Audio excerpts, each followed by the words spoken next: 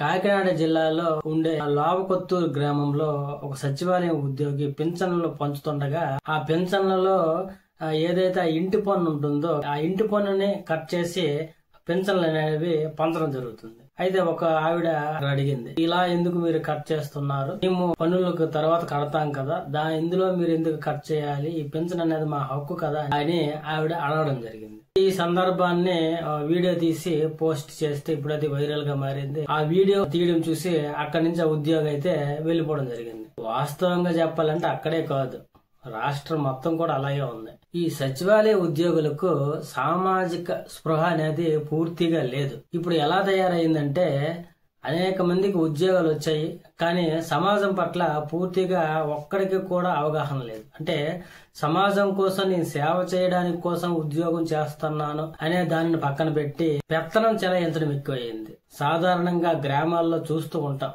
తెలియని విషయం ఏం కాదు.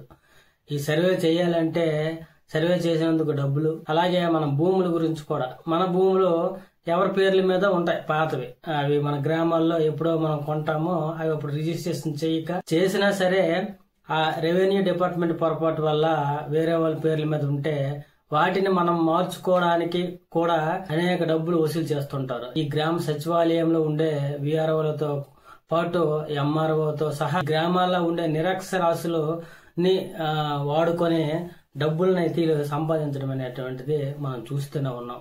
ఈ లంచం అనే పదానికి ఎక్కడ పులి స్టాప్ లేదు. ఇక్కడ ఏం జరుగుతుందంటే సాధారణమైన ప్రజలు మా పని అవ్వాలి అని అంటే మేము ఏదో రకంగా డబ్బులు ఇచ్చైనా చేయించుకోవాలి. ఇదే క్యాష్ పాయింట్ గా తీసుకునే వాళ్ళు డబ్బులు తీసుకొని పని చేయడం అనేటువంటిది అలవాటు పడ్డారు. ఈ విధంగా జనాలను అయితే దోచుకుంటున్నారు. కాబట్టి ఇలాంటి వాటిపై కఠిన చర్యలు ప్రభుత్వాలు తీసుకోవాలి. అదే విధంగా సమయాన్ని కూడా పాటించట్లేదు. సచివాలయ ఉద్యోగులు ఎన్ని గంటలకు వెళ్ళాలండి? 10 గంటలకు వెళ్ళాలి, లేదా 10:30కి, 11 అయితే గాని రారు. ఎందుకు రావట్లేదు అని అంటే ఫీల్డ్ లోకి వెళ్ళామని ఒక మాట చెప్పి తప్పించుకోవడం. అలాగే సచివాలయంలో డిజిటల్ అసిస్టెంట్ దగ్గరికి వెళ్తే సర్వర్ అవ్వట్లేదు అని చెప్పడం. మొత్తానికి ఏదో ఒక రకంగా తప్పించుకోవాలి, ఏదో ఒక రకంగా డబ్బులు తీసుకోవాలి. ఇది అక్కడ జరుగుతుంది.